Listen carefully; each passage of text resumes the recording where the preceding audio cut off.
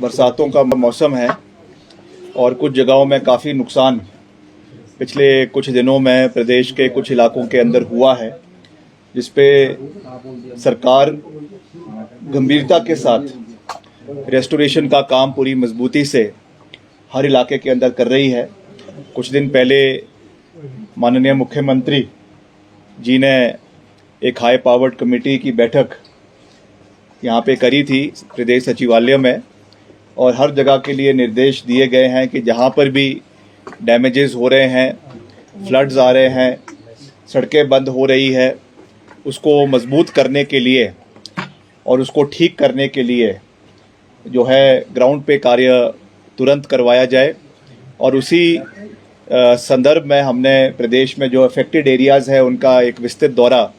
पिछले 3-4 दिन के अंदर किया है, जिसमें मंडी जिला में भी बहुत डैमेज हमारा पद्दर क्षेत्र में द्रंग विधानसभा क्षेत्र के अंदर हुआ है। वैसे ही कुल्लू जिला में और शिमला जिला में खास करके जो हमारा आनी का क्षेत्र है वहाँ पर भी काफ़ी नुकसान हुआ है, और रामपुर का जो हमारा समेज का इलाका है वहाँ पर भी काफ़ी नुकसान हुआ है। तो उस पर पूरी मजबूती से सरकार कार्य कर रही है। लोक निर्माण विभाग पूरी मजबूती से इसके ऊपर कार्य कर रहा है और हम पूरा प्रयास कर रहे हैं कि रेस्टोरेशन सड़कों की जल्द से जल्द पूरी करवाई जाए। मैंने खुद व्यक्तिगत रूप से मौका का निरीक्षण किया, मुख्यमंत्री जी वहां पर उपस्थित रहे और हर तरीके से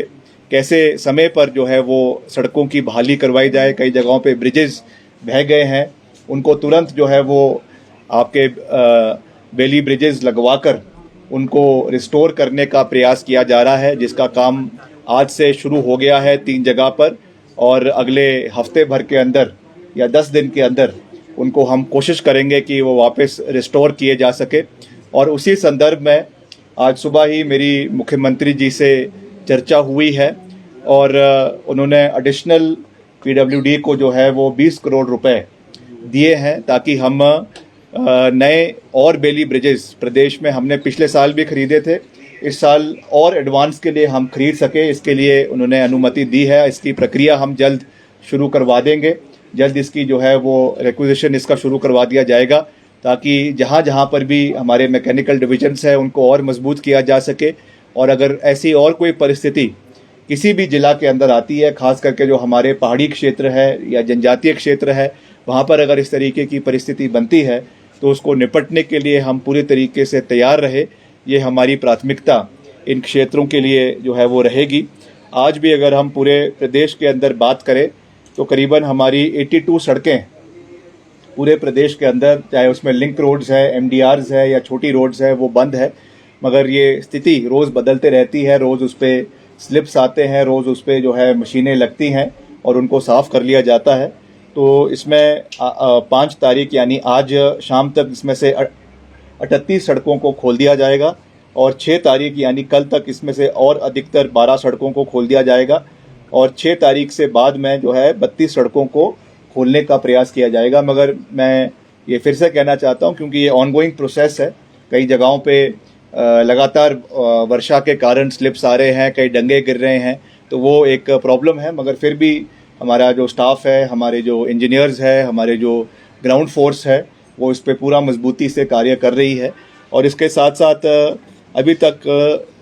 जो ये पिछले कुछ दिनों के जो डैमेजेस हुए हैं, करीबन 300 करोड़ रुपए के डैमेज जो है वो लोक निर्माण विभाग को, चाहे वो सड़कों के रूप में, चाहे वो ब्रिजेस के रूप में, चाहे वो और एसेट्स के रूप में वो हुए हैं। तो ये भी एक बहुत चिंता का विषय है और इसके ऊपर हम कार्य कर रहे हैं। और मैंने अभी जो हमारे डिप्टी कमिश्नर्स हैं शिमला के और मंडी के और कुल्लू के, उनसे भी चर्चा करी है। मंडी जिला में जो हमारा पद्दर में, जैसा मैंने कहा कि वहाँ पर सड़क का बंद है, एक्सेस अभी तक खुल नहीं पाया है, जिस क्षेत्र में काफ़ी लोगों की मृत्यु होने की संभावना बताई जा रही है। तो उसमें अभी तक जो है 8 बॉडीज़ वहाँ पर रिकवर हो चुकी है। अभी भी दो उसमें से 2 बॉडीज़ मिसिंग है और 3 लोग जो है उसमें इंजर्ड बताए जा रहे हैं। अभी तक उसका एक्सेस वहाँ पे नहीं हो पाया है। जैसे ही वहाँ पे एक्सेस हो जाएगा तो हम निश्चित तौर से, मैं खुद वहाँ कर जाकर मंडी में, पद्दर में हम इसका जाकर दौरा करेंगे और जो भी वहाँ पे सहयोग वहाँ के लोगों को दिया जा सकता है। फौरी राहत तो मिल ही रही है, मगर इसके अलावा और भी जो सहयोग देना है वो भी दिया जाएगा। हर मुख्यमंत्री जी ने फौरी राहत के रूप से हर प्रभावित परिवार को 50,000 रुपये देने की घोषणा करी है। उसकी भी एक पूरा अमली जामा बनाया जा रहा है। जो हमारे डिप्टी कमिश्नर शिमला है वो लगातार पिछले 3 दिन से जो अफेक्टेड एरियाज़ है समेज का और घानवी का, वहाँ पर बैठे हैं। हमारे सुप्रिटेंडेंट ऑफ पुलिस भी वहाँ पर है और लगातार वहाँ पे जो रेस्क्यू के ऑपरेशंस होने हैं, रिलीफ एंड रिहैबिलिटेशन के कार्य होने हैं, कॉम्पनसेशन के कार्य होने हैं, उसके लिए वहाँ पे सारी जो है लिस्टें बनाई जा रही है। और हमने वहाँ पर एडिशनल, जब मैं वहाँ पे मौके के ऊपर गया था तो उन्होंने डिमांड करी थी कि एडिशनल पोकलेन मशीन्स वहाँ पे डिप्लॉय करी जाए। जब मैं गया था उस दिन मात्र एक पोकलेन मशीन थी, मगर हमने वहाँ पे डिमांड के अनुसार और 4 पोकलेन मशीन्स और कुछ जेसीबी मशीन्स वहाँ पे लगाई है, ताकि जो संभावित वहाँ पे लोग दबे हुए हैं, डेड बॉडीज़ हैं, उनको निकालने का पूरा प्रयास किया जा सके। इसके लिए भी हम पूरा प्रयास कर रहे हैं। और अभी तक वहाँ पर जो है आपके शिमला जिला के 6 बॉडियाँ वहाँ पे इस पूरे प्रकरण की मिल चुकी हैं और 30 अभी भी जो है वो लापता है। 6 जो है कुछ हमारे कोल डैम में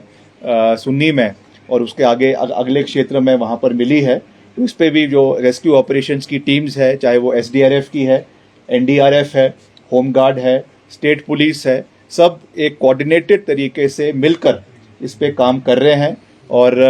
हमारा पूरा प्रयास है कि रेस्क्यू ऑपरेशंस को पूरी मजबूती से जो है वो पूरा किया जाए। ये इस दृष्टि से भी हम कार्य कर रहे हैं। और जो मैंने वहाँ पर आज जब हम मौके का निरीक्षण कर रहे थे, जो मैंने वहाँ पे बात करी थी, आज मैंने उस बारे में मुख्यमंत्री जी से भी सुबह चर्चा करी है कि जो हमारी TCP नॉर्म्स है और जो हमारे साडा नॉर्म्स है, उसमें जो हमने पिछले साल अमेंडमेंट करी थी कि नदी और नालों के साथ 10 मीटर तक जो है वो घरों को बनाने की या कमर्शियल इस्टेब्लिशमेंट्स को बनाने की अनुमति नहीं देनी चाहिए, उसको पिछले साल अमेंड कर दिया गया था, मगर अभी तक वो फुल फोर्स से इम्प्लीमेंट नहीं हो पाई है। तो मैंने इस विषय में गंभीरता से मुख्यमंत्री जी से बात करी है। उन्होंने भी इसमें एक प्रेजेंटेशन मांगी है और जो कंसर्न डिपार्टमेंट्स है UD का, TCP का, वो हमें एक प्रेजेंटेशन मुख्यमंत्री जी को इसके बारे में देंगे, ताकि भविष्य में कुछ निर्णायक कदम हमको उठाने की आवश्यकता है। क्योंकि हर साल ये चीज़ हम देखते हैं, मगर उससे हमको सीख लेने की भी आवश्यकता है और भविष्य में ऐसी चीज़ें ना हो उसके लिए कठोर कदम लेने की आवश्यकता है। और ये इसको स्ट्रिक्टली प्रदेश के अंदर और ख़ास करके जो हमारे वनरेबल पॉइंट्स हैं, जहाँ पे हर साल या हर 2 साल या हर 5 साल बाद इस तरीके की प्रक्रिया होती है, बादल फटते हैं, तो वहाँ पर ख़ास करके हमको इन चीज़ को इम्प्लीमेंट करना है कि कम से कम 10 मीटर तक जो है कोई भी कंस्ट्रक्शन नदी और नालों के साथ ना हो, ताकि इस तरीके का जो डैमेज हमको देखने को मिल रहा है वो ना हो। इसके लिए हम पूरा प्रयास कर रहे हैं। बाकी जैसा मैंने कहा कि ये रोज़ का इवॉल्विंग रोज़ की इवॉल्विंग सिचुएशन है। अभी जो हमारे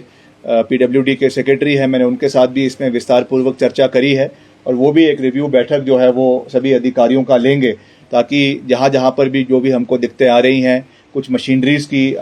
एडिशनल मशीनरीज़ की आवश्यकता है। वैसे तो हमने, आप जानते हैं कि करीबन 200 करोड़ रुपए की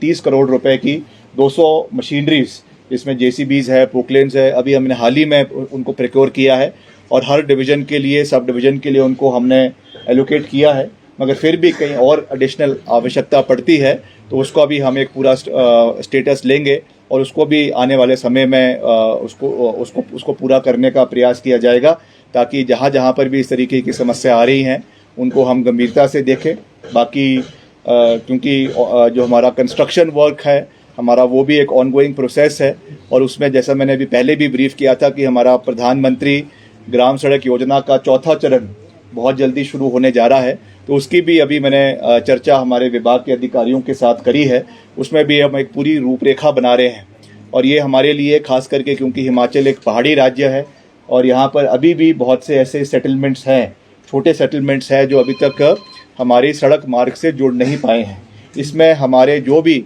आबादी 100 से लेकर 200 के गांव हैं, छोटे छोटे पॉकेट्स हैं जो अभी भी सड़क मार्ग से नहीं जुड़ पाए हैं। कई जगहों पे लोग एम्बुलेंस रोड मांगते हैं, कई जगहों पे लोग लिंक रोड्स मांगते हैं, कई पंचायतों से सड़कें बनी हुई है जगह जगह पे पंचायतों में, मगर उनसे मैनेज नहीं हो पाती है। एक बारी बंद तो जाती है मगर उनको मेंटेन करना बहुत